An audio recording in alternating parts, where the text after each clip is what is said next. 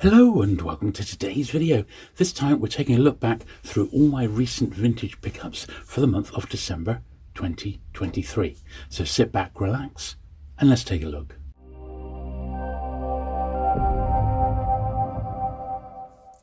Okay then, so we got a bit of a haul from Dorset Bob, which was about 2 weeks ago as I film this now, as well as some stuff I got given for my birthday.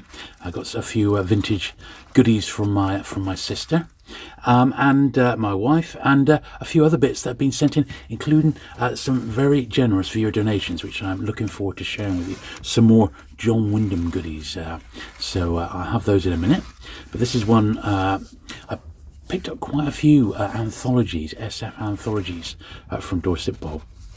And I am planning on doing a video where I pull all my collection of these together, and we do one mega sort of anthology video, and I shall take that opportunity to sort of compile a checklist.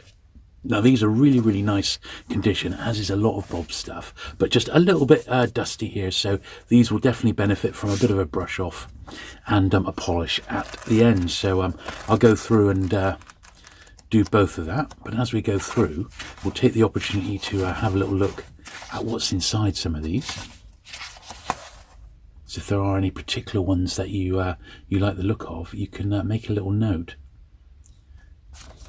But I know my friend Steve, the Outlaw Books there, he thinks quite highly of Judith Merrill, and I'm looking forward to when Steve covers her in a bit more detail on his channel. But I think as we go through all these anthologies, I will just make a little point of having a little look on the contents page, just to see what beauties are contained within. Because you know, there's so many great things in these anthologies. It's almost difficult to know where to start, isn't it? So you just sort of stick to the authors you might know. I was really pleased to get this. This is one of the Ace Science Fiction specials. I'm pulling a run of all three series together, and I'm not doing too badly actually. I got a nice batch from the States. You may have seen last month from my friend Chris, who was kept all those together and then sent them over en masse. Really looking forward to reading this one, so maybe that exact copy in actual fact. I do love a good time travel story. Here's another smaller Ace one here. It's sort of more in their Ace double format, and another anthology, best from fantasy and science fiction, the 6 series. And this is another one where I think I've got 1 or 2 in this run, but I quite like the funky covers in all honesty. Pretty early, 1957 for the hardback at least, and there we are. I think this is one of the series that when the paperbacks got published, 1 or 2 stories from the hardbacks were dropped from what I understand, so might look into that. There's no way I'm going to start picking up hardback anthologies, not in a million years. Right. Lester Del Rey, this is a nice Ballantine. I'm trying to pick up the Ballantine science fiction, and they got a sort of charm about them that I can't quite put my finger on. But yeah, the covers aren't spectacular. They're just very much of their time, you know. Sort of these ones I'm picking up predominantly 50s and 60s. Now this one has got a sticker on the front, so I am going to give it a go just to see if it comes off easily or not. Looks like it was $2.25, so this has been put on much more recently than when the book was published, of course. Looks like it's going to come off all right. Just going to need to be patient. That is the key with sticker removal. So patience is the key. If it looks like it's just going to tear, your best bet is just to leave it and just put up with it. But sometimes you can be lucky, like this one, and it's sort of sliding my fingernail along the cover here till I get to the edge of the sticker, and then gently peeling it back. There's various ways of doing sticker removal. Some people put lighter fluid on their books, which is, you know, a method I have tried. For actual, so say this sticker wasn't here and there was just some residue underneath, then basic polish generally does the trick. And that was something I used to do when I had my shop.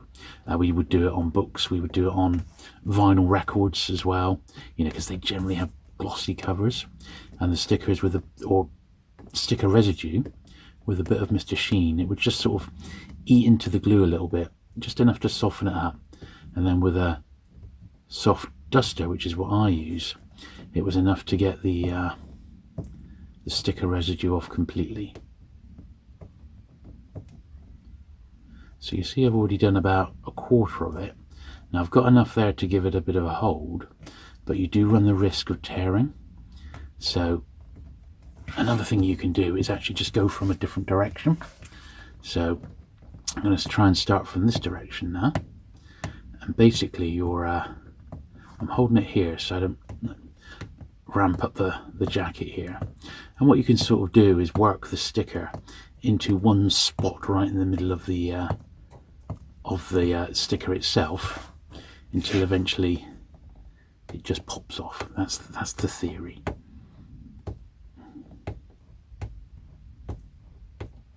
But the whole point of this video is to get this get these books looking as good as good as possible, I should say. Get my words out.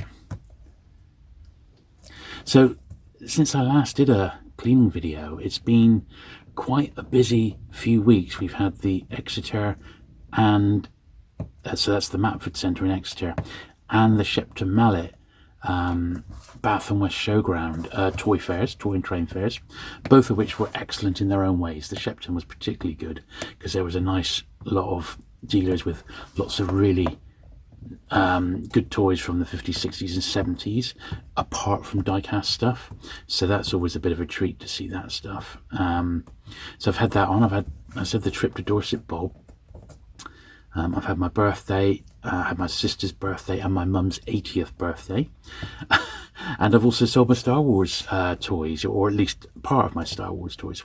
So you could say it's been a busy old time of year, and this is all in the run-up to Christmas. So we've had a lot on our proverbial plates. Now I've made the decision on YouTube, on the channel here, to probably drop now to 2 videos a week, but 2 more substantial videos, if that makes sense. So I do, like, I would call this sort of video, which is probably going to end up being a good hour long, possibly even longer, depending on how much cleaning we've actually got to do.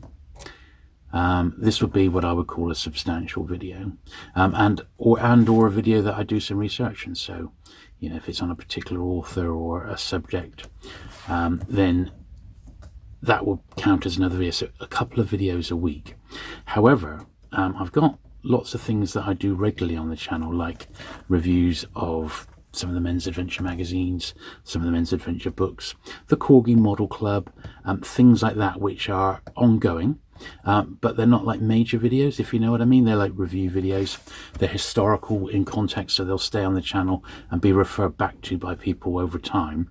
And if I get time, I shall make those like a midweek video. So some weeks there will be 3 videos a week, like there has been for the last few years. But most weeks I'd rather make 2 decent videos which people will try and watch, rather than 3 videos, which is just almost sometimes it's too much. There we are, too much for people to keep on top of. And I really do understand that. So I don't want to overdo it, really. That's, I think, basically it. So that sticker's off, looks much better, but it's left that sticker residue, which is a little bit sticky, and I don't want to pop that straight into the pile. So I'm going to put a squirt of Mr. Sheen on. There we are. Just give that a second or 2 to let the Mr. Sheen dip in, and I'll just dab it in there like so, and hopefully it will take that sticker off, which there was a little bit of residue there, a bit of stickiness. Let's have a look up close. Yeah, it's still there actually. I'm going to put a bit more on the actual. It's a bit easier to spray the cloth than the book because it's right in the corner there. It's a bit of a fiddly spot to get to.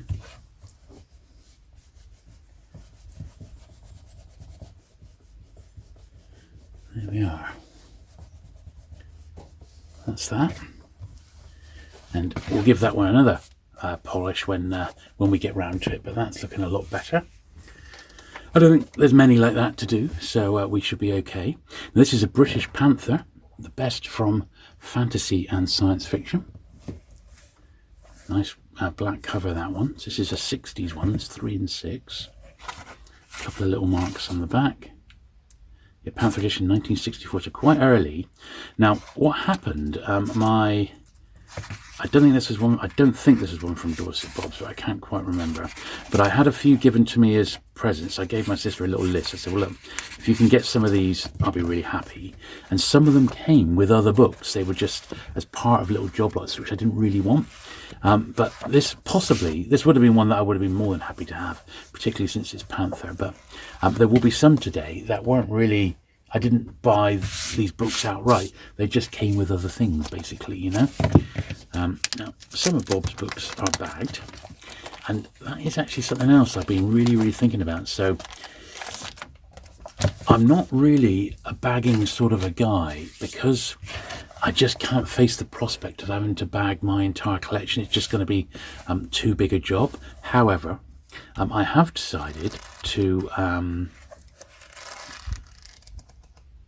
bag the first my first 100 or so Penguin books. In fact, I will probably bag the first 500, because that's all the sort of the expensive ones. After that, they're, you know, very cheap, you know, like just a couple of pounds each, £2 to £5 at the absolute most, with a few exceptions, you know. So that is, I have made that little decision, and I am going to film that process.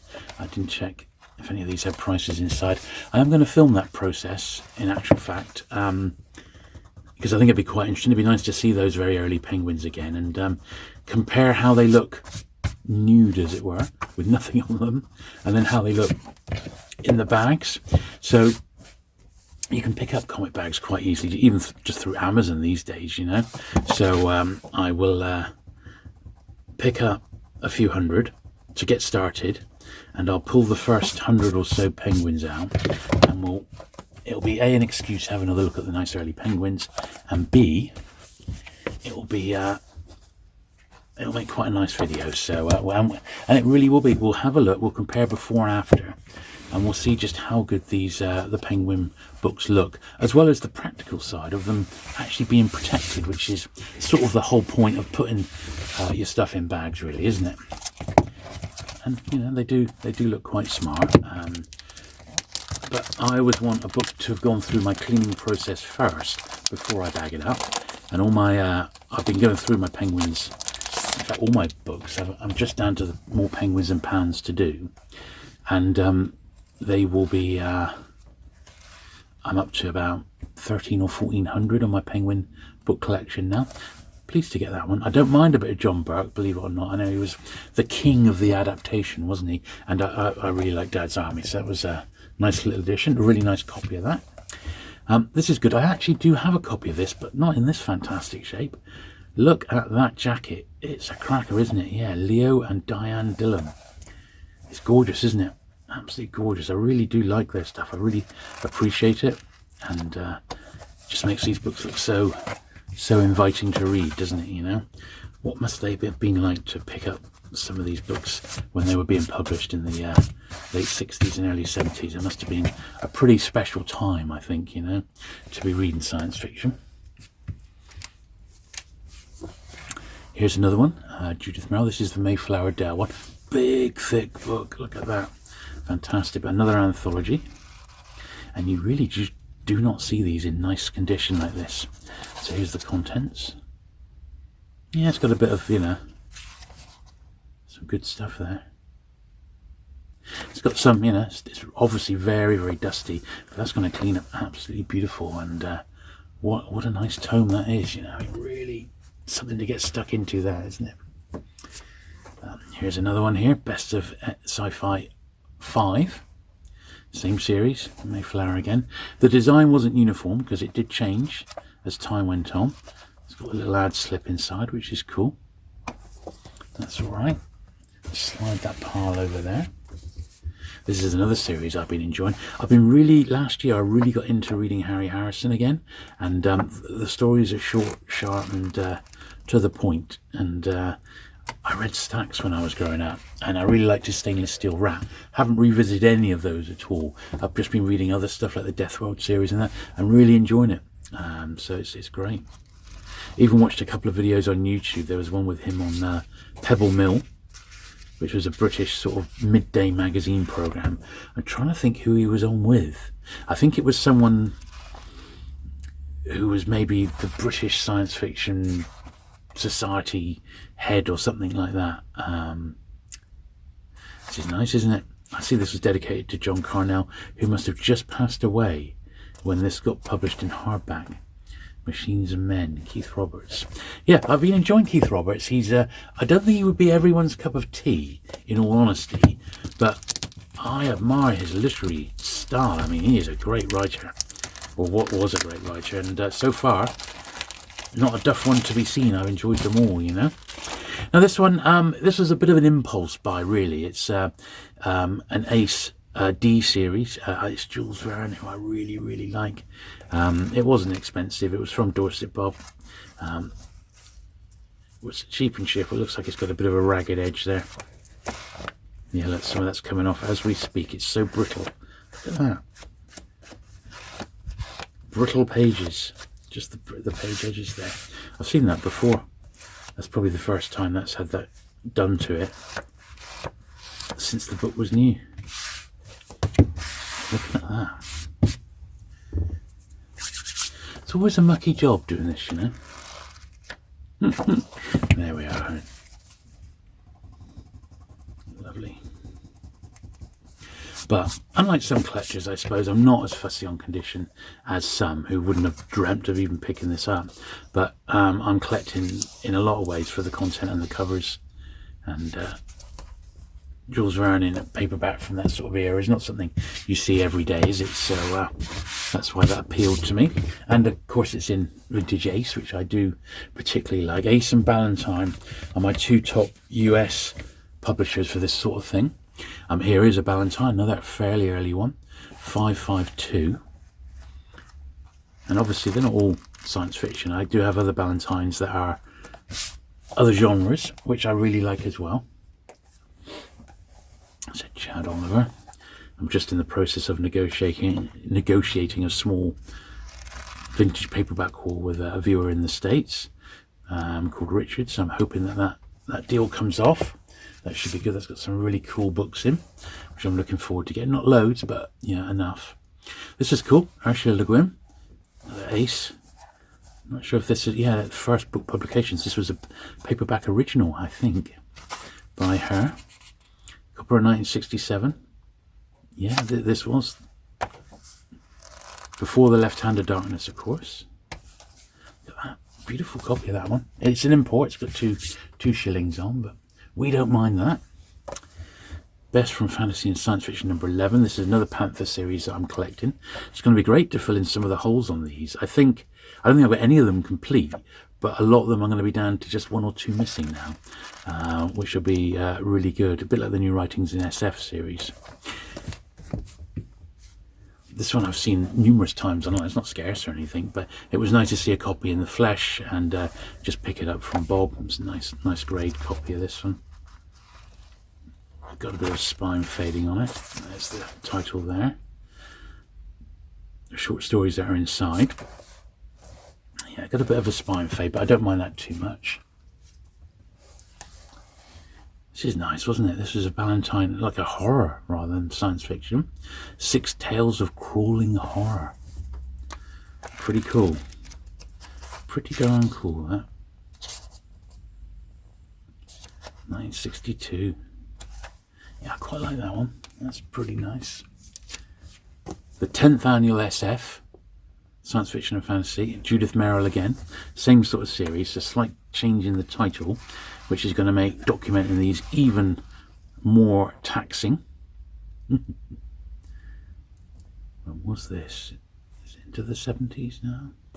I think it must be. Doesn't actually give a date there. I'm sure this has got the feel of late 60s, early 70s. It doesn't actually give the year. Amazing.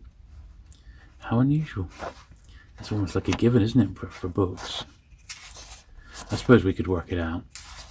But yeah, I mean, everything about it, it's got 5 shillings, so everything about that says 69.70 to me anyway.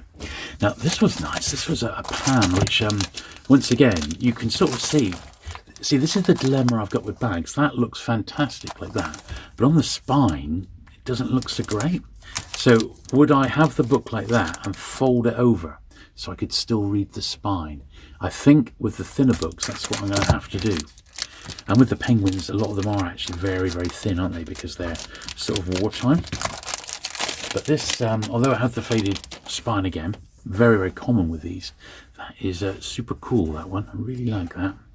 I'm trying to remember if this one got released as a pan lozenge as well, but there it is, the first from 1971.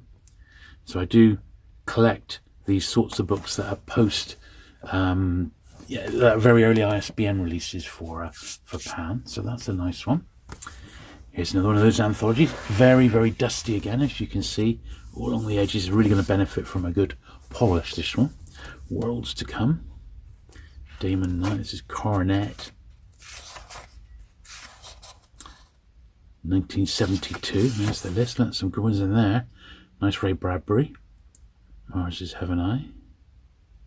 And The Martian Way, Isaac Asimov. Some good stuff there. But yeah, very dusty. I wonder if Bob just recently dug all these anthologies out. I can't quite remember if he had them there last time. I don't think he did. Unless we've just made a bit of room, you know. And here's another one in that series, that American series. Best from fantasy and science fiction. This is Ace again. They sure did publish a lot of science fiction, amongst other things, of course, but boy oh boy did they publish a lot of SF.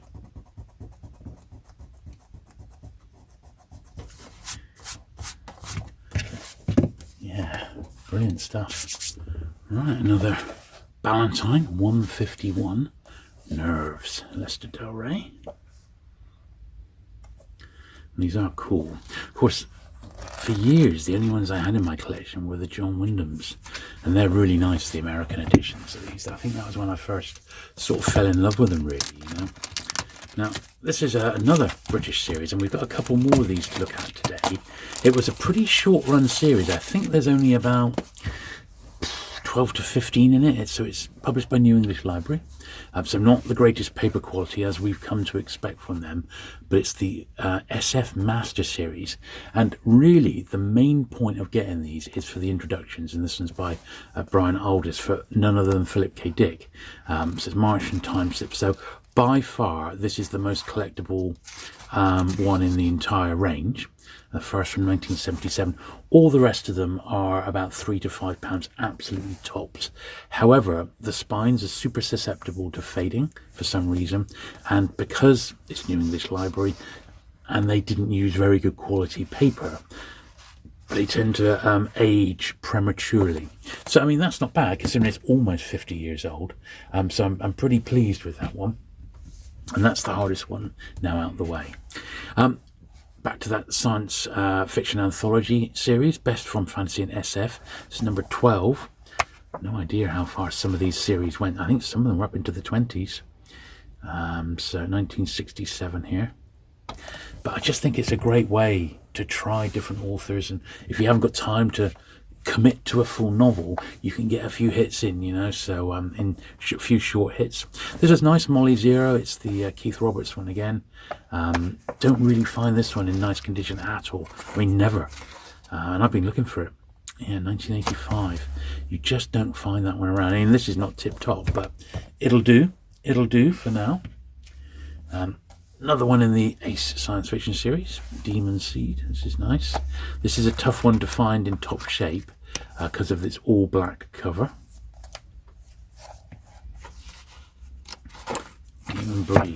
Demon Breed. But I shall take it. I said I'm knocking these off quite quickly now. I think the only two scarcer ones I'm after is the one by Stanislav Lem, which is in series 2, and the Neuromancer from series 3. They're going to be the tough ones now for what I've got left to get anyway. Got a couple in this series. I'm going to have to find the first part now. It's sort of a later Harry Harrison, which I've not read hardly any of his later stuff in all honesty, so I don't know how these are going to hold up, but I am trying to pick them up, and I'm trying to get them in predominantly American first printing rather than British first printing, but I have got some of his British stuff because it was published by Penguin, so just part of my Penguin collection, you know. Now this one looks quite interesting.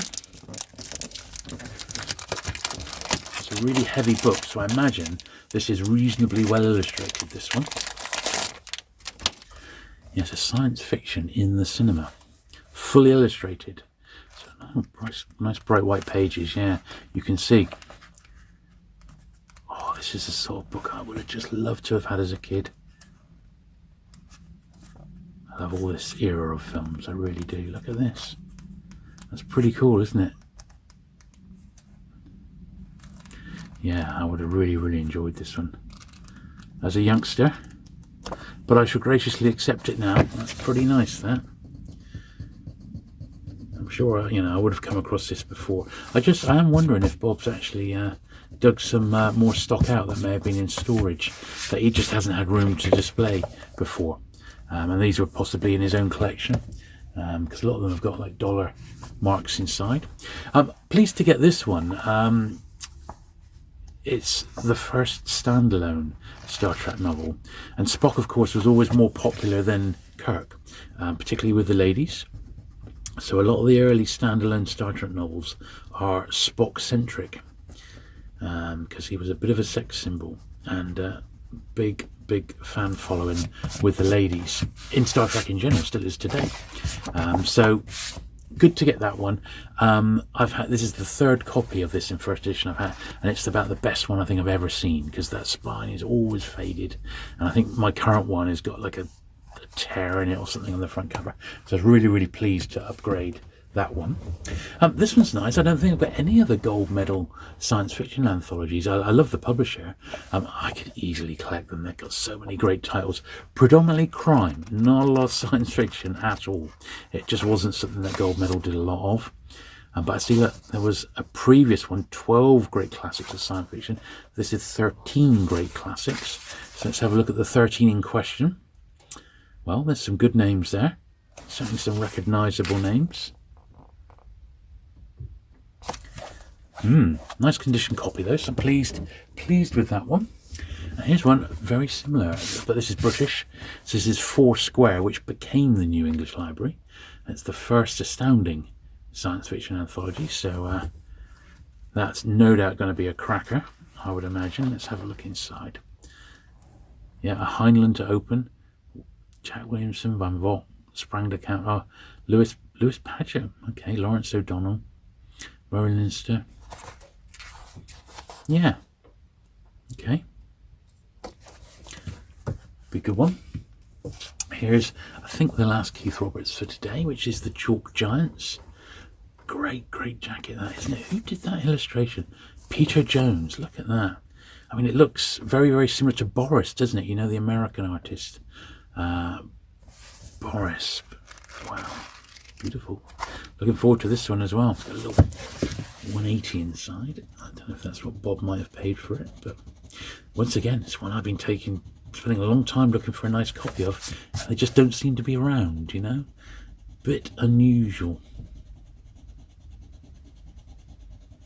I mean, if you go onto eBay now, you'll see perhaps a dozen copies of this one, but you just won't see it in nice condition, you know, so that's what it's all about. Now, incidentally, while we're talking of Dorset Bob, while I was up there, I did top up on some stock, so it's given me some really nice Badger file copies, some more hardbacks, a few other bits and pieces, and I'm going to be doing like a little sales video in early January, so look out for that. It is worth pointing out that my Patreon and channel members on YouTube do get access to those sales videos about a week early. It's one of the perks of supporting me through those methods. So if you really want something, best to sort of, you know, join one of those if you can afford it, you know, if you can afford just £1 or $1 to support the channel. It helps me make them my videos, and you also get access to things like my sales videos, as I said, a week early, so do bear that in mind. This is particularly nice. Look at this, a tiny little very thin ace book here, The World is Taboo. What a beautiful copy, and it's a PBO again, paperback original. What a little beauty this is, 1961. Bit of tanning, but we're not going to hold it against it. It's even got a 2 and 6 inside. That would have been the original British price. How cool is that? Very, very nice little one. I am happy with that.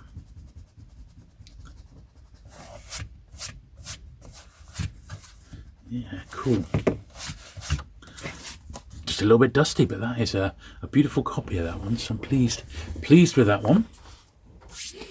Here's the other part of that Harry Harrison, the alternate history one.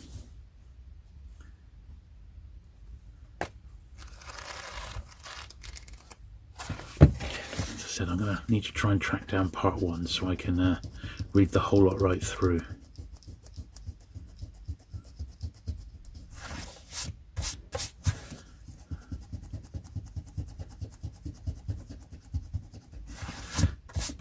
I've not read any reviews of this, so I don't know how good it is. Stars and Stripes, but I'm willing to give it a try. Now this is quite funky. I was really taken with this one. There's Adele, and it's an astounding anthology of the Darkling Future, Nova 2, edited by Harry Harrison. Very interesting jacket, that, and some big names on the front. What a funky back, eh, as well. Pretty cool, this. So I guess there's a Nova 1 as well. When was this? 1974, so a little bit later, but look at that. Got some good stuff in there. Barry Malzberg. 2 Odysseys into the centre. Yeah, some interesting stuff in that one, I believe. Here's another Wilson Tucker.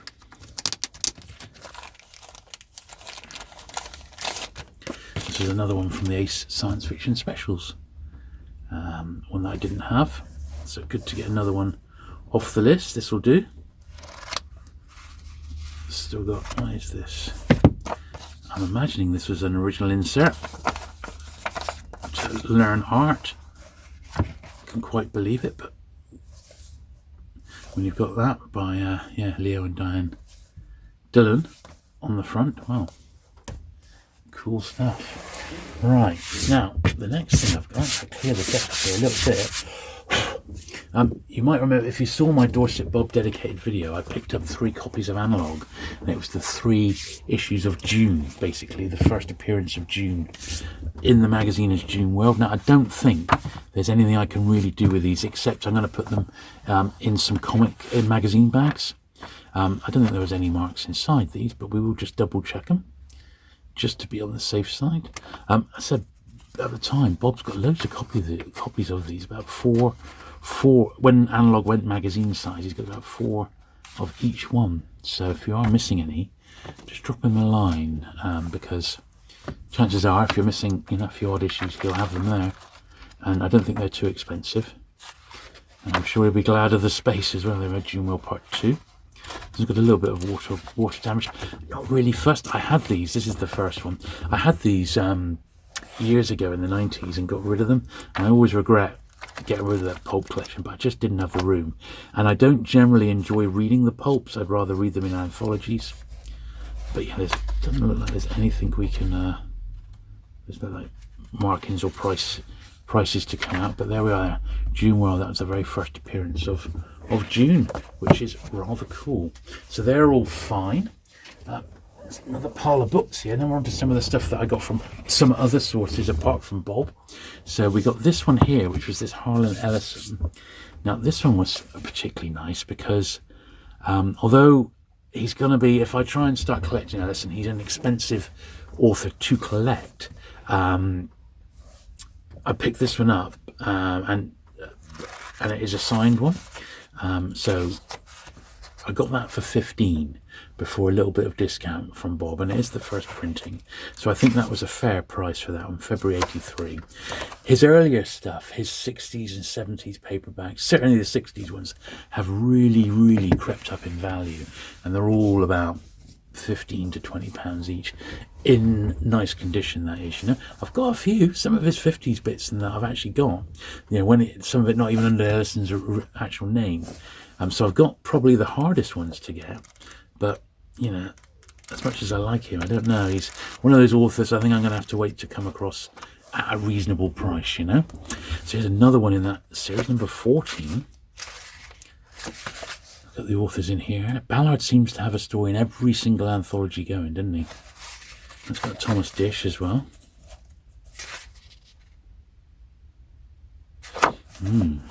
Good stuff. Yeah, I picked this one up. This was a little bit low grade than I wanted to, but certainly low grade for Bob. You know, it's definitely got some wear, but it is The Man Who Fell to Earth, one of the ones I've been looking to pick up. I've got the Hustler movie tie-in, and I might have another movie tie-in of the Hustler on its way. So this was quite a bit low grade, but I just wanted to grab this one to give it an actual read. I like the film with David Bowie, I have to say. That's good stuff. Now, one of the other things I've been doing this last sort of month or so, I managed to get into the Plymouth University and view their rare books collection. So I went there particularly because I wanted to. They were donated a few years back a vintage Penguin book collection, and I'll pop some pictures of the visit up while I'm talking to you about it. I won't make a dedicated video. In fact, I wasn't allowed to film in there, but I was allowed to take some photographs. So they did have the book that I wanted to finish my first 1,000 Penguins, which is Death on the Borough Council. They had a copy there in first edition, a very, very nice copy as well. So I was able to have a look at it and hold it, but that was as good as it got. Apparently the collection is missing one penguin, but I couldn't see which one it was. A lot of the harder to get ones were there. They were intact. Stuff like the Penguin Biggles book, for example, was there, and some of the other rare ones. They didn't have the proof of number one. There's not many of those around. That's a beauty, that, isn't it? But yeah, if they could let me know which one it was, I can keep my eyes peeled, just so we could make that run a complete set of the first 1,000. And there was a few spin-off series as well, a few Kings and Classics, and a little run of Pelicans as well. But yeah, it was all right. Nice to see. And purpose-built bookcases as well, which is rather swanky. Here's another one of those anthologies, number 3. This has got a few more classics in it. I see a couple by H.G. Wells, Asimov, Arthur C. Clarke, and a Jules Verne. Yeah, so some sort of the more classic authors in that one. Another one in this series, Best of Fantasy and SF. This is number 13.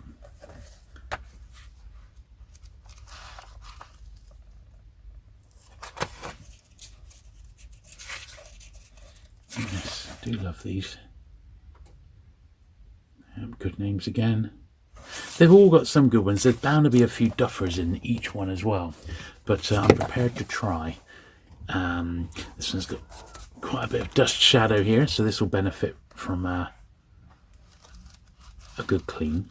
And one of the more interesting things is often when they come with exclusive introductions and things like that from the editors. Those are the bits I like to read, almost sometimes more than the stories, you know. It's an American one here. It's a Harry Harrison one that I didn't have in Berkeley, so just picked this one up to flesh out the old Harry Harrison collection. Another one I've never really known much about at all, so that was cool. Here's another little ace. This one was from Dorset Bob. It's another paperback original, Kenneth Bulmer. Tip-top shape, this one as well, £2.50. It's pretty good, wasn't it?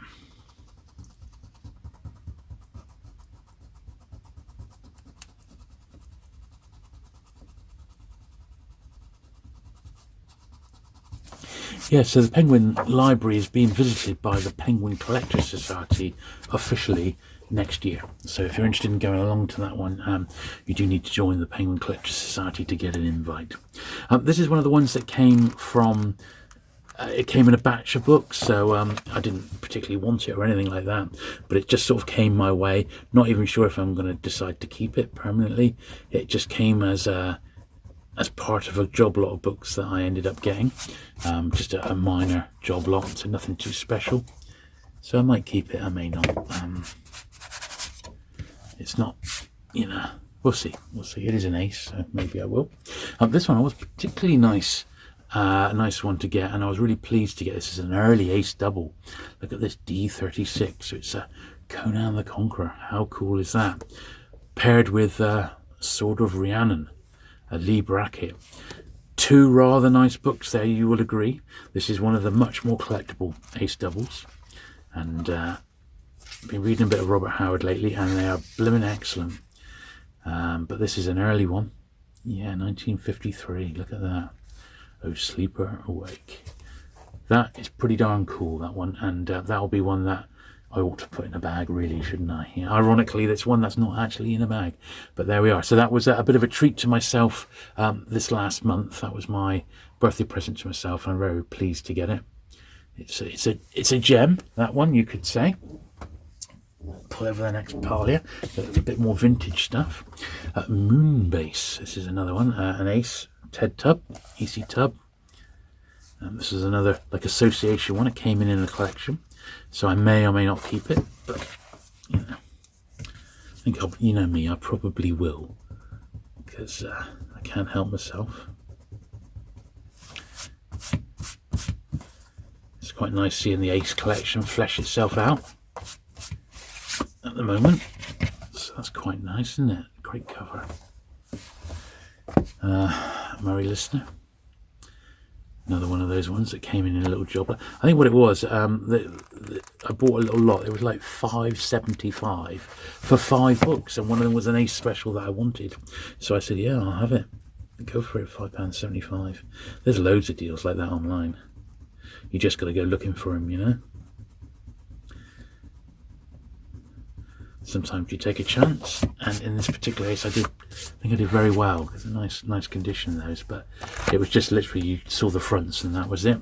Now, the Penguin Collectors Society, their 100th magazine has not been published yet. It's out in January, but they did release their they do one like standalone book each year, and this one's actually by a Penguin dealer, Tim Graham, and it's a look at A.S.B. Glover, and really comprehensive it is as well. Really nice. There's only 600 copies produced, which is not many really. Got a few pictures, but Tim had access to the archive and went through a lot of the box files on Glover, and yeah, I haven't read it yet, but I'm sure it's going to be a really fascinating read if Penguin is your thing, you know. So that's brand new, that one. I was pleased to get this one, and I actually got it for my birthday, a little birthday present. This one, I was really pleased. I've had my eye on it for ages on eBay, and I think it was about a tenner, which wasn't bad actually, because there isn't a really decent one anywhere to be had. And this is well, it is what it says. It's the Best of Manhunt, the American crime digest, which I think is fantastic, and I'd love to collect it. It's just so expensive to get the issues over from the States. They are pretty much all around because it had huge runs, except at the very end, and there are a few really nice anthologies where they reprint the Best of Manhunt in big thick books by Stark House, I believe, is doing them, and I've got a few of those, but doesn't beat the original issues, does it? And yeah, this is really quite nice. So it's got an Evan Hunter on, which I do collect him, so I hold Ed McBain, so ties in with that. It's just a really nice nice vintage paperback, that one. Another ace special. Now this is one I already had, but it's a massive upgrade. It's got almost perfect spine, a big upgrade to the one that I've got. So the one that I've got was really just dirty. I think I got it from All You Need Is Books £1 section. I think it was in there. So I'm going to keep it as my reading copy, and this will be one for the collection. So that's really pleased with that one. It wasn't expensive either. A rarity, one of the very early Muthen Sixpennies. So these were published by Muthen in they were like an answer to Penguin, really, you know. There was loads of imitators doing sixpenny books back then, and there's 20 in this series, the Muthen Sixpennies, I believe, and I reckon I've got about 12 now. I tend to pick up 1 or 2 a year that I'm missing, and I was pleased to get this one. So they list up to number 14. I'm sure there's up to 20. The scarcest one is number 5, which I do have. It's a PG Woodhouse. You can imagine why, quite collectible. Though I wouldn't mind the Sax Rome, I don't think I've got that one. Now, these all came with wrappers originally, and this one actually has, the spine's going to need a bit of repair at the top and bottom. Apart from that, there's nothing else we can actually do with this one. But if you ever come across a Muth and Sixpenny, some definitely seem more common than others, but the one to look out for is the PG Woodhouse, because that is, you know, it's easily, if it's in nice condition with its wrapper, you're probably looking at about £30 to £40 for that one. There's not a lot of Woodhouse in paperback in any great number. There's there's an odd penguin one, and there's some in Touch Knits editions. I don't think there's any in Albatross that I can remember.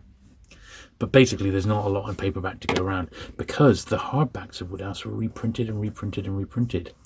And he was probably a little bit reluctant himself to put his books in paperback, although he did allow a very early Penguin. You know, Penguin number 40, I think it is a Woodhouse. My man Jeeves. So anyway, just keep your eyes peeled. These really, really distinctive. They're all got the same colour, unlike the Penguins, which are different colours. The Muthans are all blue, and really, really distinctive. And you know, they did all come in wrappers, but I'm not fussed about that. But like a lot of these imitators of Penguin, as soon as wartime rationing started to bite, they just all disappeared. Hutchinson's disappeared, the Albatross disappeared. It really was only Penguin that managed to survive in some form during the war, and that was really because they just had such a massive paper allowance on the back of their Penguin specials, which is sold in huge quantities, you know, 250,000 at a time. So they had a big wartime paper allowance when paper rationing kicked in, which was enough to keep their regular list going, you know. But there we are. I don't think we're going to be able to get that spine looking any better, but it's as good. It's certainly, you know, better than it was, you know.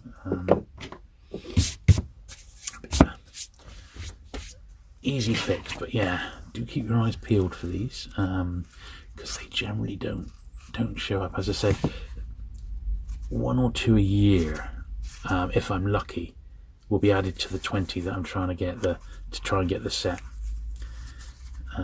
I don't really want to pay big money for them, and as I said, it's just the Woodhouse that's the expensive one, really, you know.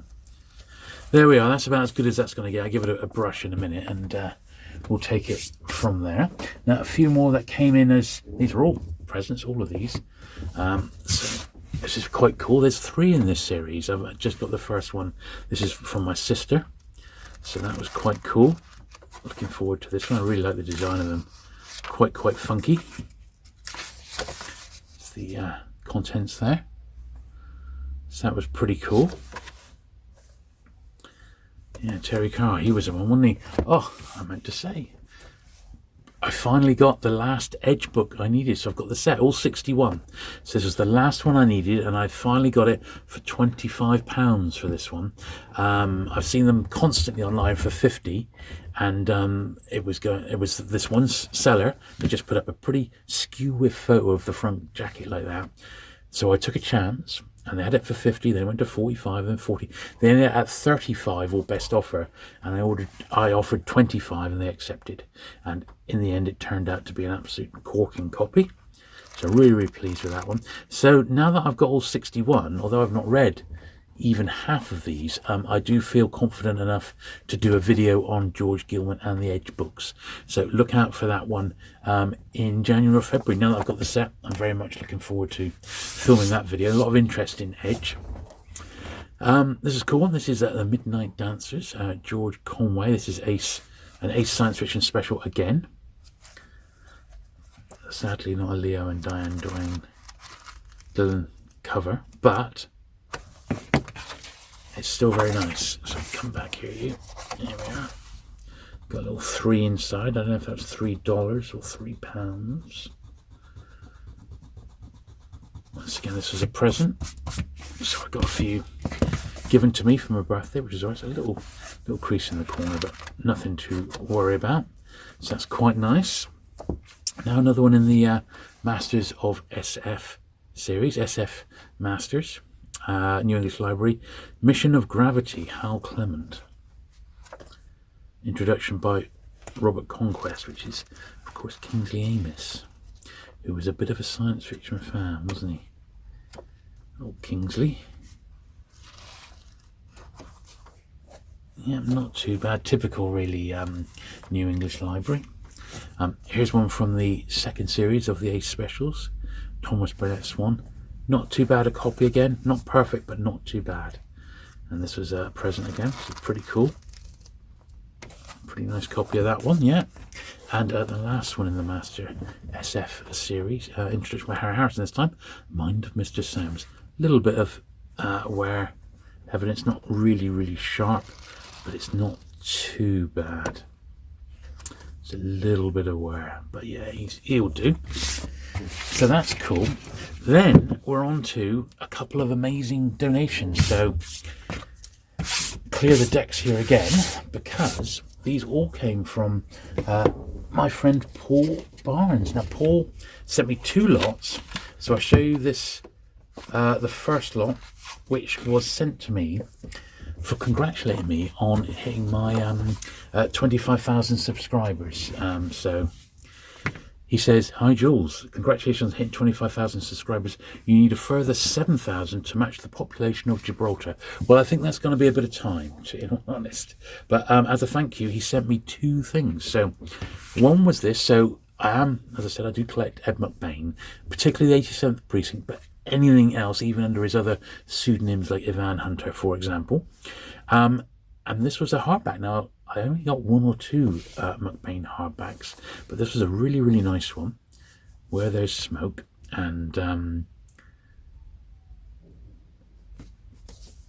when I had a little look through, so it's like, you can see by the format, it's like a 70s one, but look, it was signed. Couldn't believe it.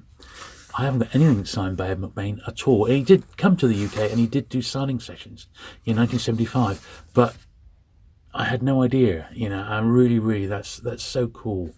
I'm very generous indeed, Paul, so thank you so much for that. I was really taken aback by that one. So how cool is that? And he also sent me yet another penguin list that I've not seen. Now, I've started pulling together, because I'm a real fan of these sort of penguin catalogues.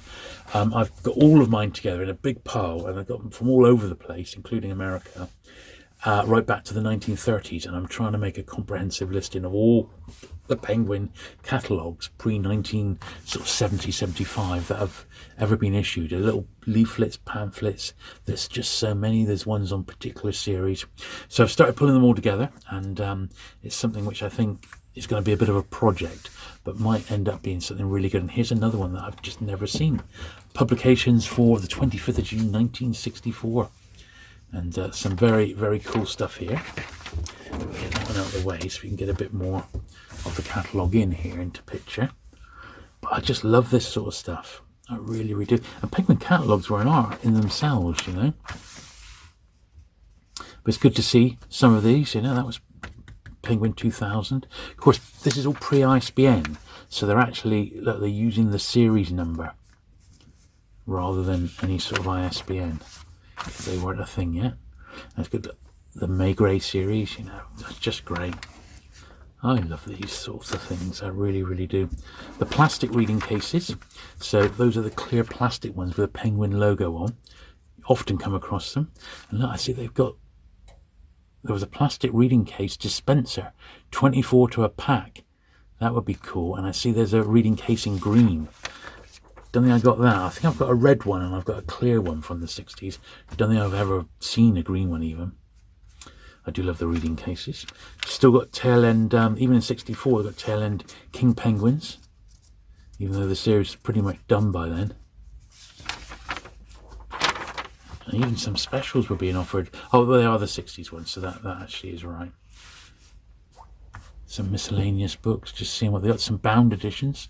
Got a few of those. I don't really sort of collect them unless they sort of come my way, in all honesty. Yeah, super cool. Super cool. I love those sorts of things.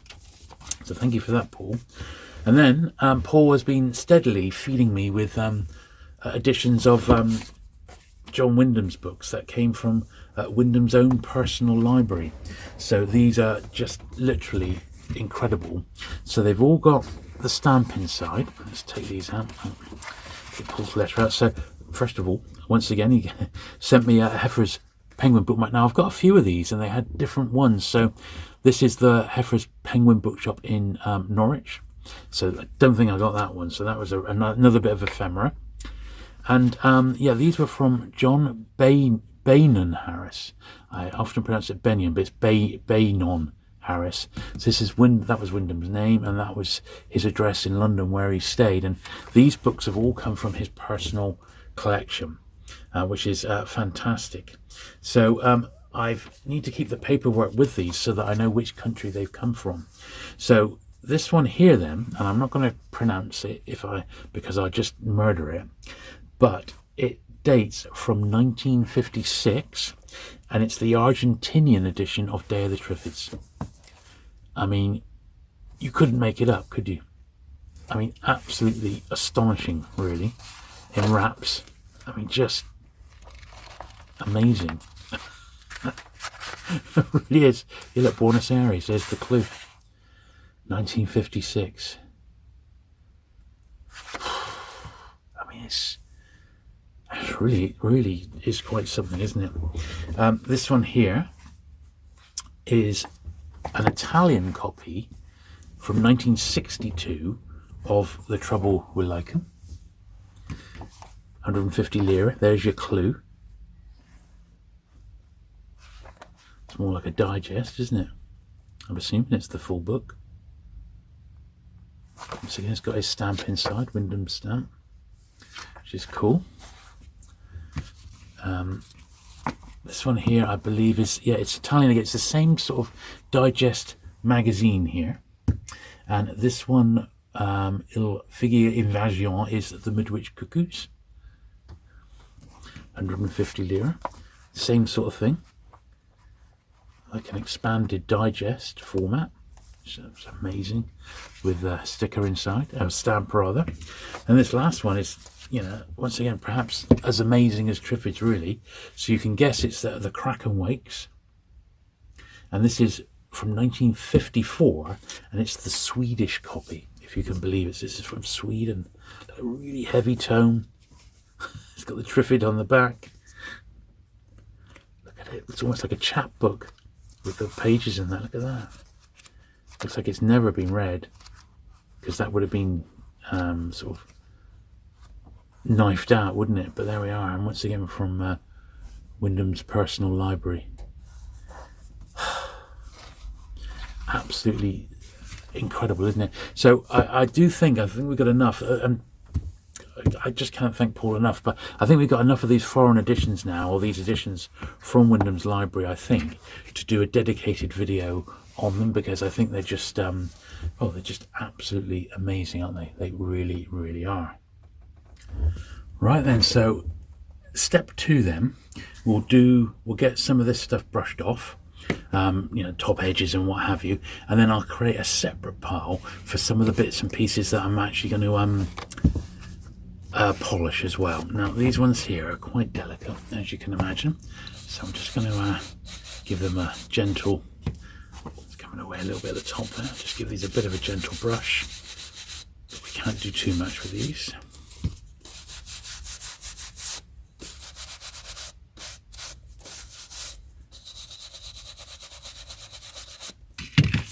And what I will probably do is get some of this stuff bagged up, I think, at some point. And these ones here are, I'm just going to do them individually, I think. They don't need a lot.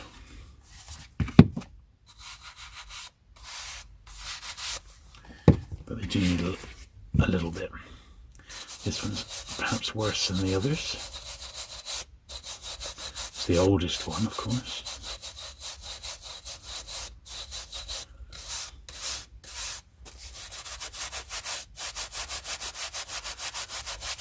But yeah, I think it'd be quite fun to pull all these foreign editions together, and we could do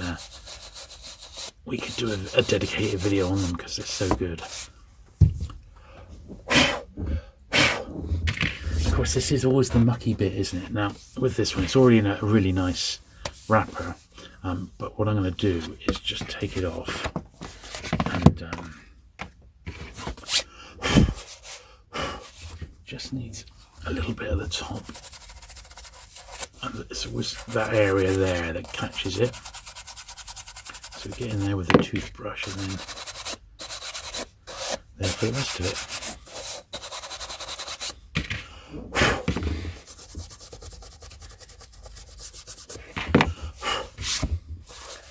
There we are. Hamish Hamilton. Yeah, very nice indeed that. That is super cool. I know they got some of the other ones there, like a second 87th Precinct omnibus. I've seen those omnibuses and they're actually pretty nice. But I got the books individually, so I don't really need it. And I've always liked that photo of McBain by the police line, do not cross.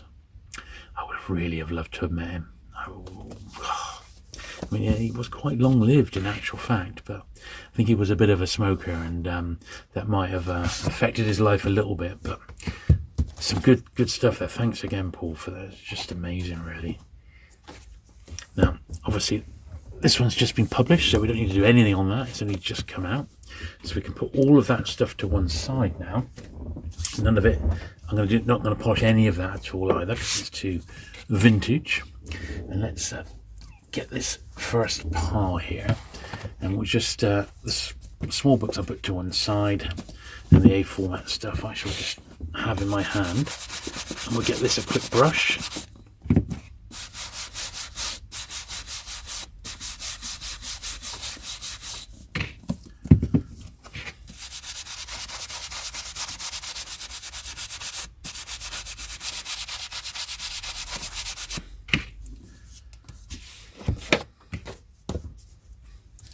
So all the shorties will stick over there. Traditional A format we can brush down here.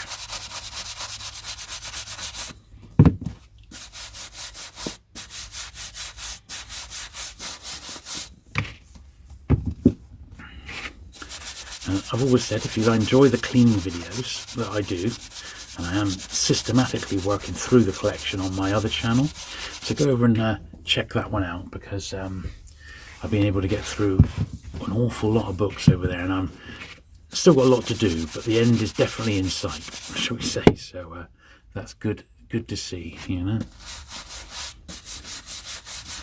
But there's lots of Penguin and Pan still to do.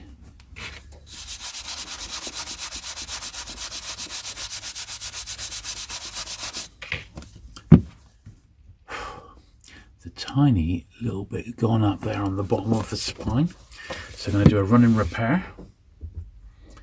Get that in there. So it's just, actually there's a tiny bit of glue on the end. That may just be enough. No, not quite. Let's get rid of that then. Just a tiny smidgen. Just in there is where I want to stick it. A smidgen, that's an official term in book terms, you know, meaning just a little bit, a smidgen.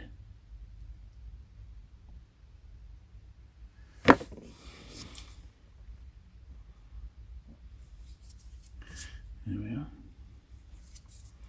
Wipe away the excess and hope it looks better than it did before you started, which I think you'll agree it does. There we are. Saving the spine. Sometimes books need a second looking over, you know, sometimes. So anyway, they're all brushed, and also they can all be polished, so that's all good. So slide that pile out, slide those back in. Now we've got another shorty, which is that one. So these are American, of course, so stick those over there. And get this little batch.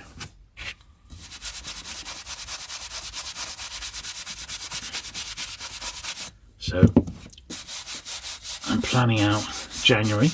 Pretty much got December planned through now and into January, and got some good stuff coming up.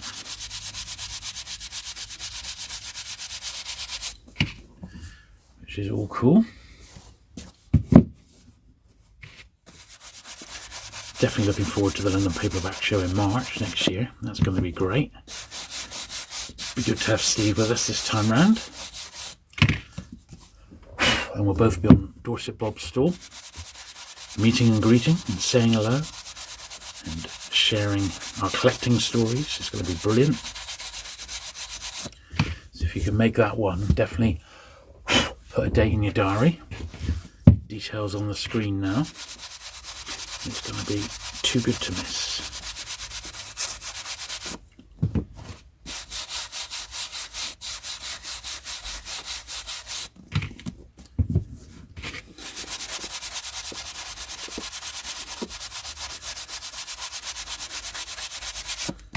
There we are.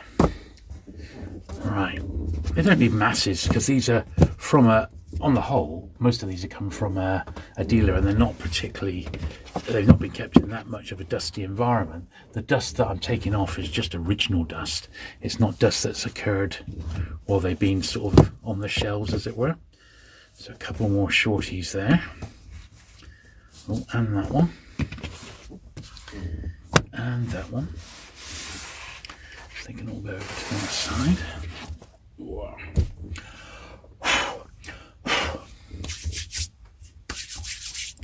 It's such a messy bit of the job, this.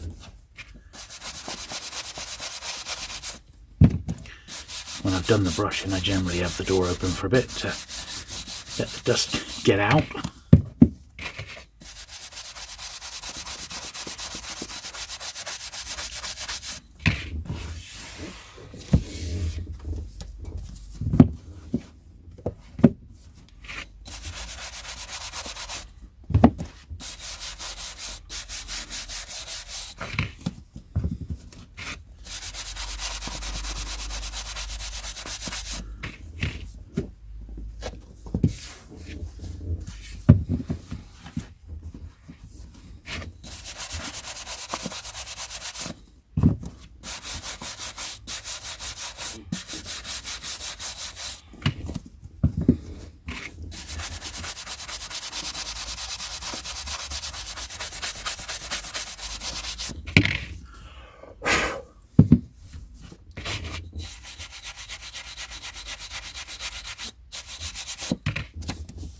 You do sometimes come across a really dirty spine or dirty top edge, and there's nothing you can do about it. It is what it is, you know.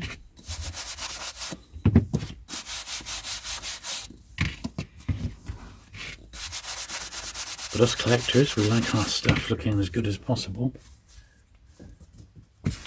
Sometimes the books are too good to even read, aren't they?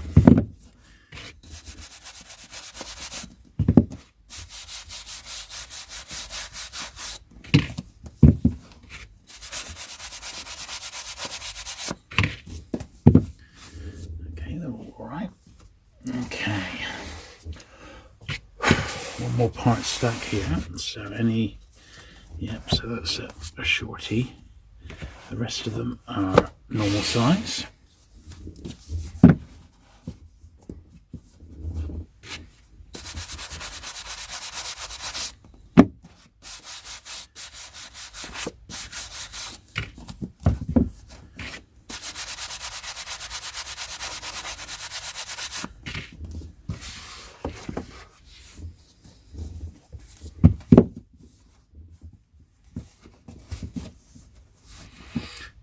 This rather delicate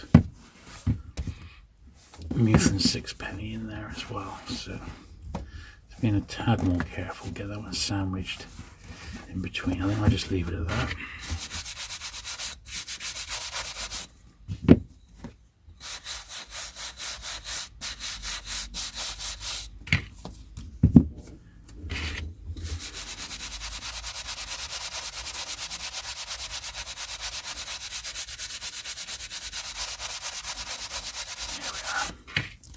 Yeah, made a huge difference to that Muth sixpenny there.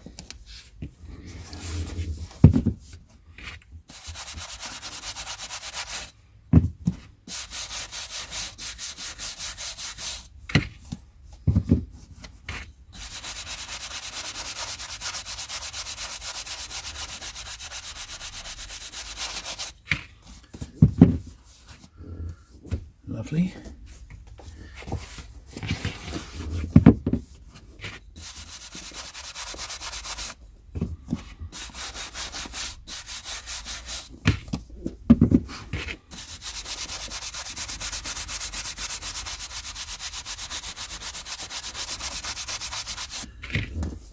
Excellent.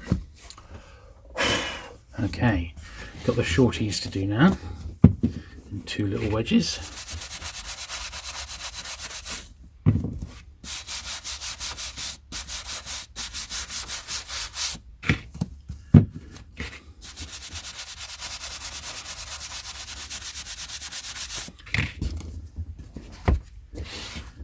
Last little batch.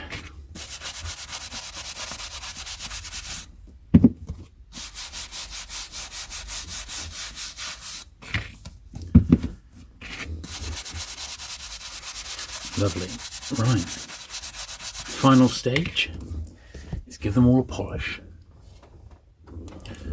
Okay, so I've already pulled out all the ones that I can't polish because they're too old or got paper covers or are just too new, so they don't need to be polished.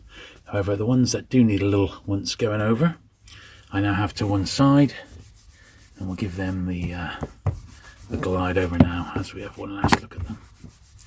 Just the finishing touch, really. You know, we've been inside, tidied them up as best we can.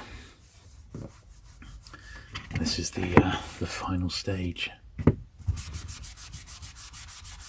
some of these are going to come up absolutely gleaming. This was particularly dusty, this one.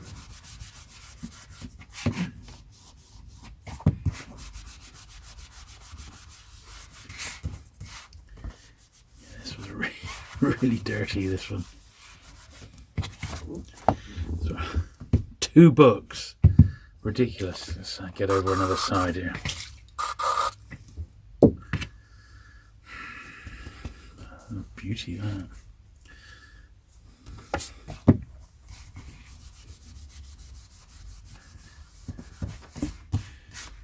think this duster's heading for the laundry after today's session.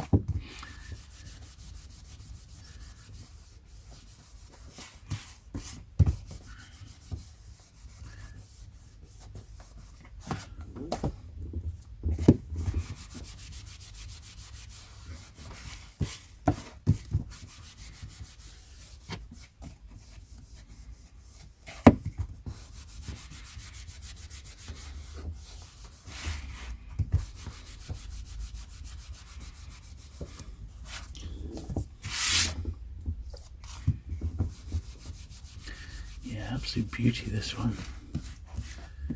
Lovely book. Once again, I don't think it's too difficult, too easy to find in tip-top shape, you know.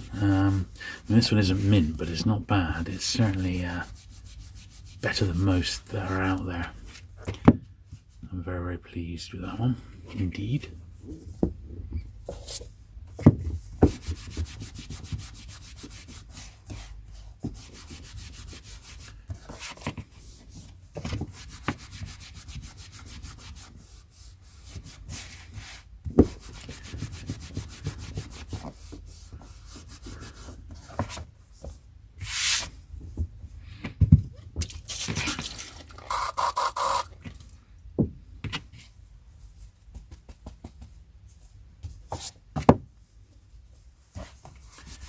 So I'm not actually reading any science fiction as we speak at the moment. I'm not in the middle of any books.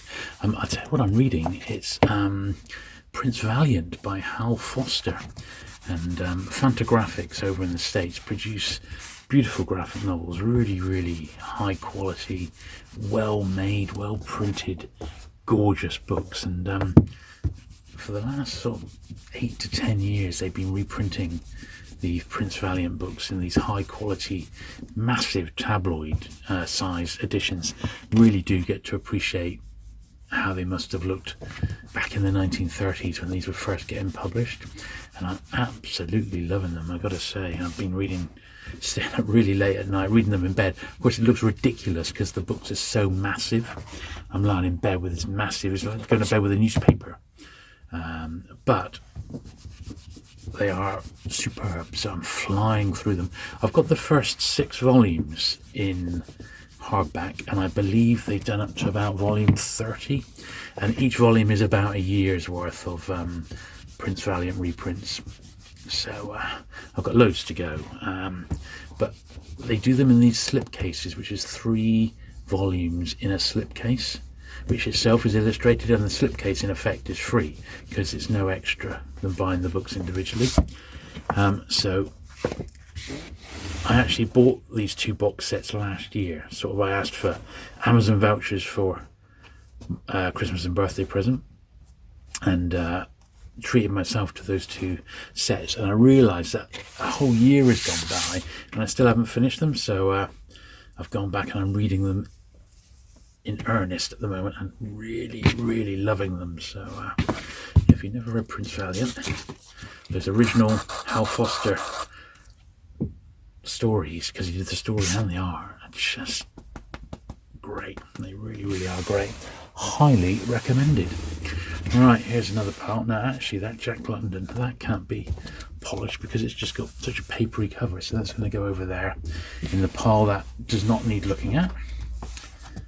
And we'll give the old Man Who Fell to Earth. So the only one I'd like to get left from TVIS now is the Queen's Gambit. Very much enjoyed the Netflix adaptation. I don't think it's massively close to the book, but the TV version of it. But I would like to read the original novel, and the same with this one. I never read it, so be curious to see what it's how it compares, because all I can really think of is the movie, of that. Yes, yet more anthologies. They're so easy, aren't they? You just go through one. You don't have to read them all. Some I've started. I thought, no, don't fancy that story. On to the next one. There's so much choice. There's a wealth of material out there to dip into, and that's what I love about it at the moment, I've got to say. And I know it's been rubbing off on me, but it's hanging out with Steve, and learning more about the genre and its history. It's got such a rich history, and there's so much of it I didn't consume. I was too young, and a lot of it's just passed me by. So that's why. And new science fiction does not interest me in the slightest bit, unfortunately. It really doesn't. There's nothing that I've got excited about lately at all. In fact, new fiction in general I find just boring as hell. There's nothing out there that's really tickling me, or there's no authors that I'm looking forward to. Yeah, that wasn't the case in the 90s. There was loads, particularly in science fiction. I was a bit more in tune with it then. I was selling it as a job, so I had to stay up to date with contemporary releases, but I'm obviously out of that circle now, and just doesn't seem to be anything out there that appeals at all. I went into a major chain bookstore recently in the UK, and a big branch of it as well. Went straight to the science fiction section, which interestingly, they've filed, interesting for me, that the science fiction in this shop is now, it's sort of science fiction, then into graphic novels, and into the like teen novels. And they're obviously trying to get some of the teen market looking at the science fiction stuff, and it just wasn't being shopped the same way the rest of the store was. And the titles, there was just nothing there of interest. It was awful, absolutely awful. And I also spotted the new science fiction SF Masterworks from Glance, they just got plain jackets. Another catastrophic decision, just to have the plain jackets. They're awful. I wouldn't read one of them if they were giving them away. Just pathetic, talk about a cop-out. Awful. God, moan over, Jules. Yeah, so that trip to the bookshop was not good. It was very, very disappointing. It really was.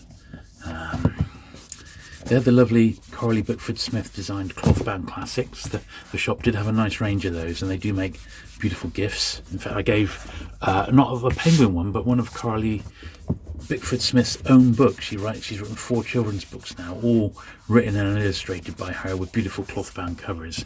And I gave one of those to a friend of mine at work, and they are really nice. I can recommend those. I'm trying to remember the publisher of them. They're not Penguin, surprisingly, but I can't actually remember who the publisher is, but they're good. If you ever get a chance to have a look through one, Absolutely beautiful, beautiful picture books. Much better than generally what seems to be out there, you know.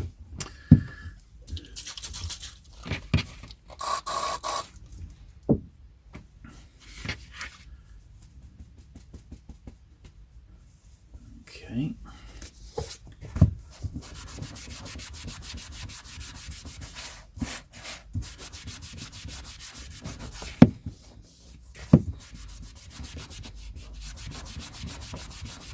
Yeah, this was a massive upgrade to the one that I've got. I think the second series are really hard to find in nice condition, weirdly. They just don't seem to be out there in any great shape. So when you do find them, I think they're worth grabbing, you know. Yeah, this was another nice find at Bob's. I've got a couple of his other ones. I didn't have this one, so this was really nice. And a quite short one. I'll give this one a read for certain. I know Steve's been saying that Thomas Dish deserves a revisit, so I think the only one of his I'd ever read was his Prisoner book that he wrote in the 60s, and I read the New English Library one from the 80s, and even that was when it was published over here for the first time. I don't think and it was good. I remember being like, oh, so this is really brilliant.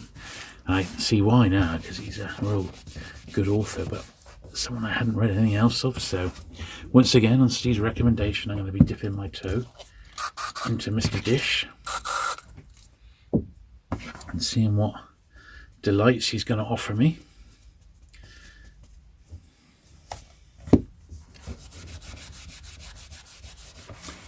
Now, as you probably know, I got rid of my Star Wars toys, so one of the big reasons for doing it was to make some space, and it is nice to see a lot of that really big stuff like AT-ATs and the Millennium Falcon and some of the other big sets go out the door, because it has made a lot of room, but nowhere near as much as I thought. So I'm going to be doing a Star Wars video a month, selling covering stuff that I've never covered on the channel, but also looking to move it on as well in like little sales videos.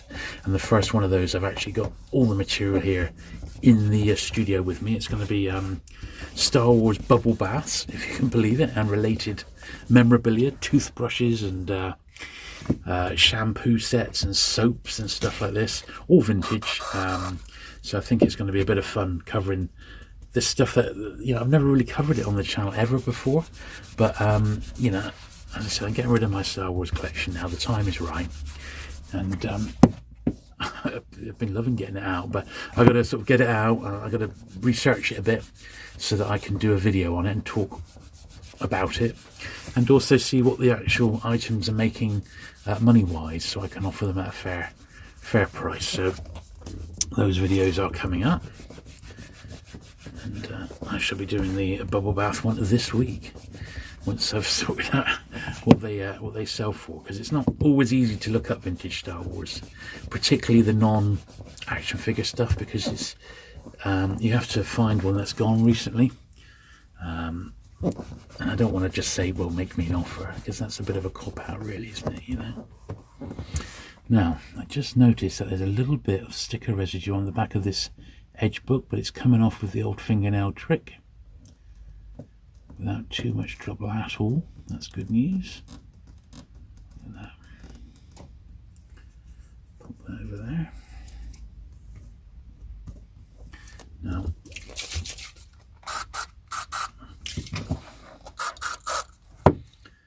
just need to dab that in a bit, and I'll get the rest of it off now.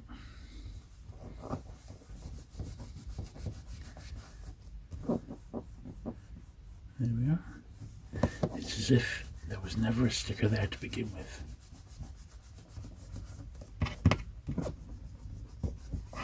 Yes, that was the next to last edge, 199. I am, in a way, I'd love to know what happens to the character, but I just suspect they're not going to wrap it up. He's not going to get killed off. He's going to leave it open-ended, and that'll be that. Because, you know, the author would be, George Gilman, would be absolutely crazy to kill off the character like that. So I'm sure he's not going to be killed off. but interesting all the same. You know, as I said, I'm about halfway through, and they are a little bit samey after a while, but when you're in the mood, and I don't mind the odd Western, you know, as long as it's quality and something that I'm enjoying, I will read it. And the edges that I've read have been consistently good. I think the first one is an absolute cracker, but I would not suggest getting them on Kindle, because I did have the ebook of the first one, and it's full of mistakes, spelling mistakes and grammatical errors, and it will just cheese me off like you wouldn't believe. So just grab a copy of the originals, and you won't go wrong with the print version. Nasty Kindles. Now they have their uses, you know, particularly if you're going away and you want to take a load of books, and having a well-stocked Kindle is going to do you very, very well. Better than having nothing.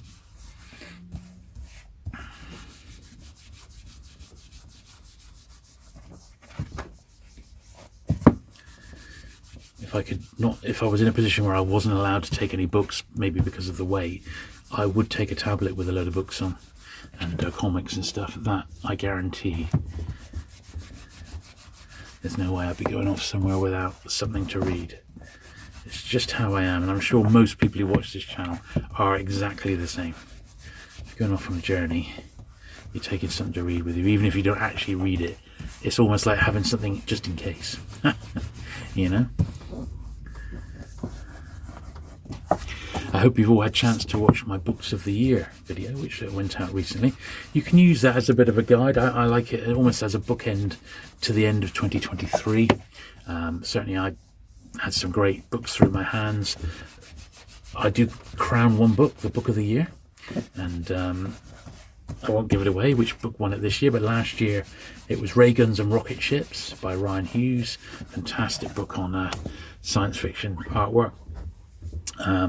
Year before that it was Cover Me, the Pan artwork book was my Book of the Year. And I have these, I make these sort of decisions based on the books that I've enjoyed as a collector. So if it appeals to my collector's sentimentalities, as it were, and there's some content in there as well, that's something that I didn't know, then it's ticking a lot of boxes, you know. And certainly this year's winner was, you know, a worthy winner in my opinion. So if you've not watched that video, I go over all the books that came out my way this year, and the magazines in fact as well. So I wanted, you know, I didn't want to miss those. There's been a lot of good magazines published, and then I make my little decision, and it'd be interesting to see if there's anything that I actually overlooked. There's a couple that I know have been published, but for one reason or another didn't get them, didn't get sent a copy, didn't get a chance to get a copy before they'd sold out.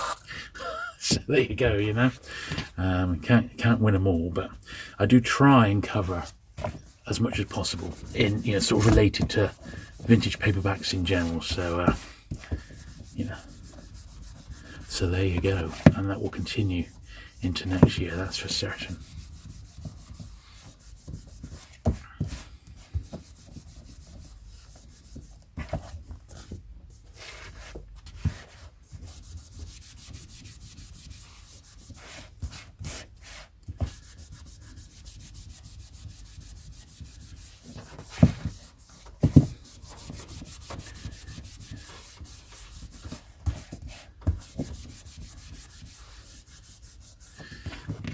Bruce Pennington jacket on that one.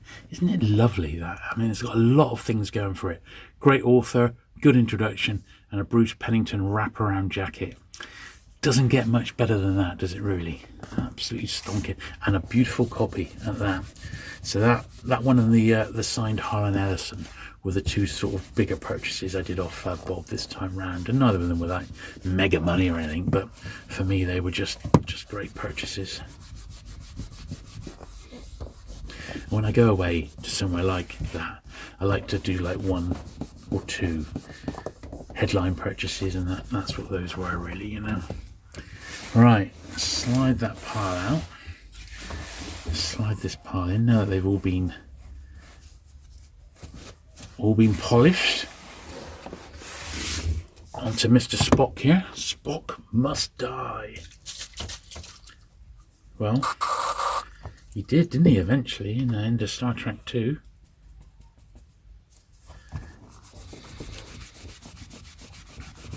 I've had some people message me, they're looking for more Star Trek videos. I did work my way through most of the classic books, and we're sort of integrating now, with the books being published, with Classic Trek and Next Generation. So I've done one video in that series, but it's been ages since I've done some more, because they do take quite a bit of research, and I like to, you know, have a little bit of history about the authors as well, if I can. So I will revive those, and that series, it is sort of on the agenda to be revised, and I am looking at doing a new Doctor Who series where we look at the releases of the Target books literally year by year, with, you know, looking at reprints and print runs and things like that, because it's been very well documented, and it would be nice to have them, I think, in a video form, as it were, you know. So that's another series that it's going to take a little bit more work to do than you might think to pull something like that together, but it's something I definitely am keen to do. So keep your eyes peeled for that next year, and hopefully by reducing the overall amount of videos that I do to 2 a week, I'll have time to sort of concentrate on some of those slightly longer, more involved videos, you know. At least that's the plan.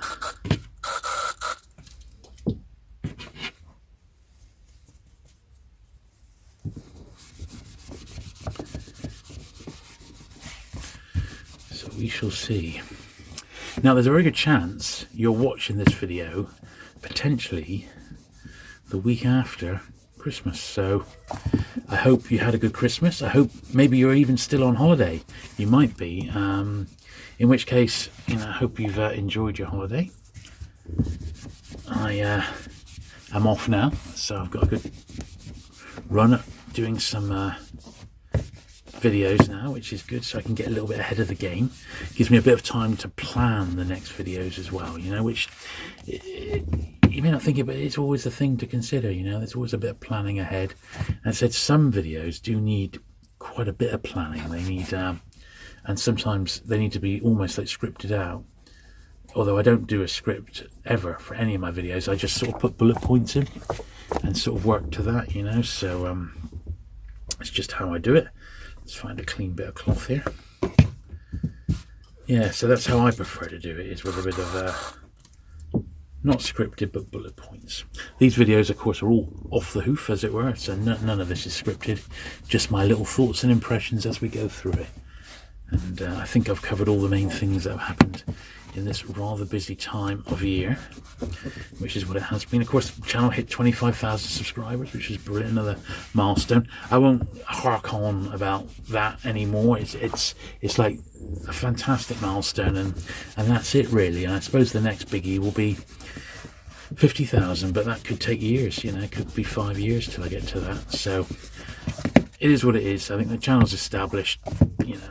It gets a nice amount of views each month, and it's all good, but certainly, you know, there's all sorts of stuff on the horizon to come, so I intend to keep it interesting. That is the main thing. Right, one more big stack to come, basically. And all those little ones there as well. So stick them up there. Right.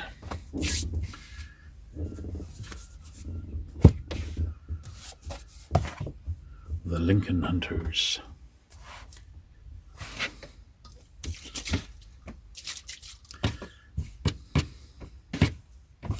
Trying to find clean bits of cloth here. This dust has well and truly been used, you should say.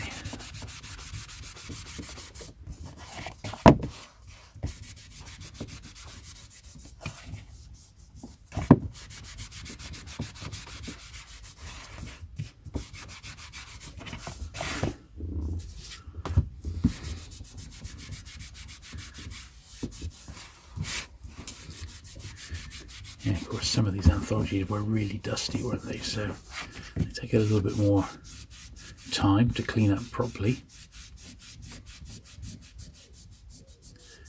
but clean up they do.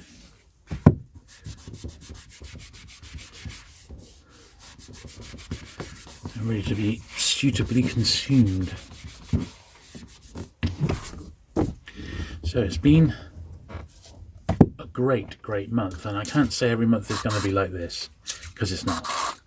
But this particular period we've just gone through has been pretty epic, and January I don't think is going to be quite as epic, but still got a toy fair to go to, which should be cool. We've got loads more sorting out to do. I've got a big Doctor Who collection that I'm filming tomorrow, which is Doctor Who the 80s. I've got more stuff with my friend Andy planned, of course. We're still working our way through his card collection, which is expansive. There's all his sticker albums as well, which I think are going to be brilliant. Looking forward to doing some Panini stuff. That'll be pretty cool. There's Star Wars stuff to come as well. There's loads to keep us busy. Loads of Simpsons videos still. Need to get that stuff moved out, and I may do a Simpsons video of some sort quite soon, where I offload some more of the Simpsons collection. It's just really a matter of getting it out, getting it roughly priced up, and then I can get the ball rolling again. The thing is, you know, I'm only doing this in my spare time. I'm not a business, and selling stuff through the channel is time consuming, because even once the videos are filmed and out, then there's all the sort of admin that comes with it, and sending stuff around the world, and it's quite a big old undertaking. So I don't want to be snowed under with it. It needs to still stay fun. So I think we're in that direction, aren't we, at the moment, which I'm very pleased to be, you know.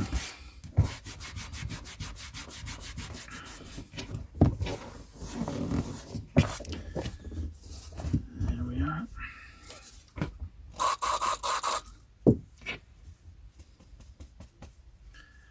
Well, as usual, this video's ended up going on a bit longer than I was expecting. I knew it was going to be more than an hour, but I didn't realise it was going to be quite as long. But we've had a fair batch to cover, haven't we? It's not that we've not had anything to do. And I think you'll agree, some absolutely corking stuff here this time around. Particularly those John Wyndhams. I mean, wow, they are amazing. So thanks once again to my friend Paul for sending those down. I mean, what treats, you know? You just can't, I mean, how many have even survived? It just can't be many, and to have them from Wyndham's personal library, I mean, blimey O'Reilly, it's just incredible.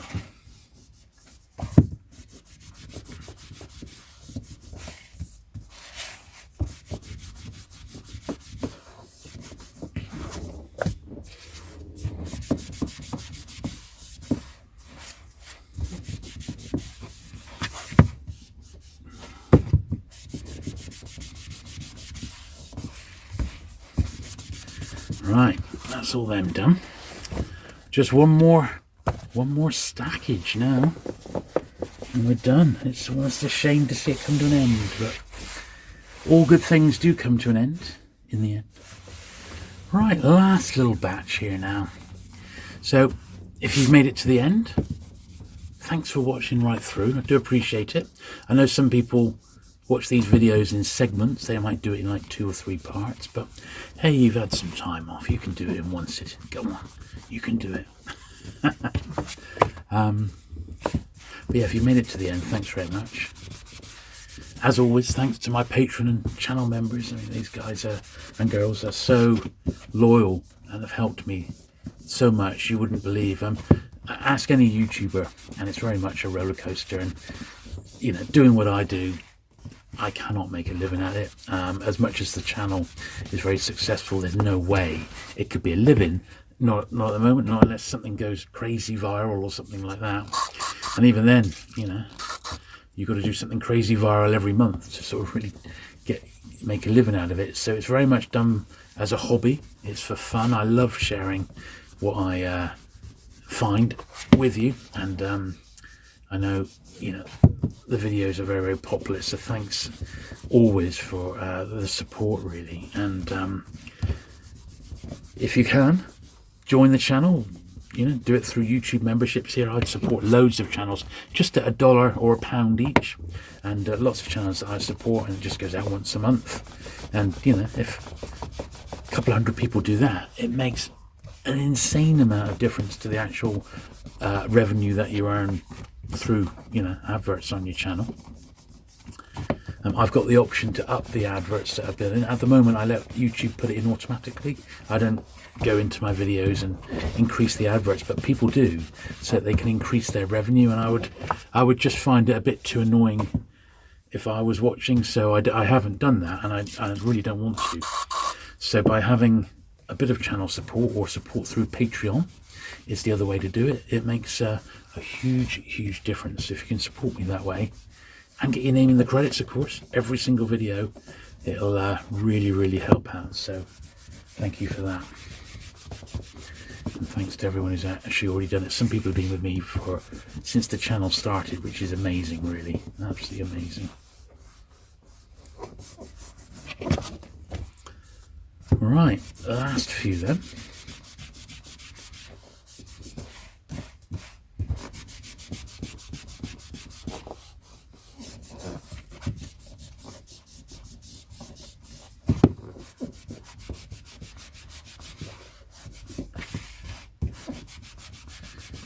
My wife has texted me, she's promised me a nice cup of tea, and I do believe I deserve it after such an epic cleaning session that we've had today, let's be honest.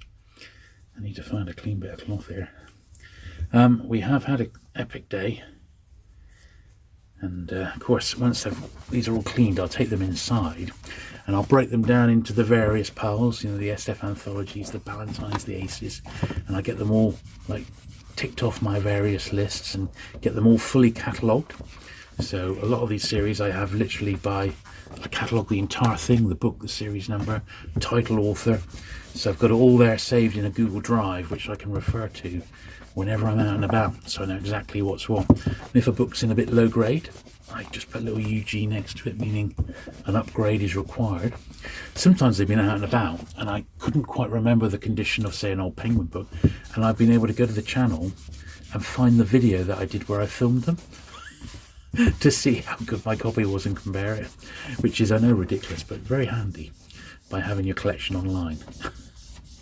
And it's a good little memento that my Star Wars stuff may have gone, but every single figure was recorded. I had photographs of it all anyway, but it's all been recorded for posterity on screen, and that I think is quite a nice little memento. It's almost like it's not really gone.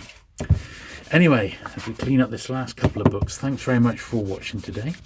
If you've not already, do please hit the subscribe button for all my videos.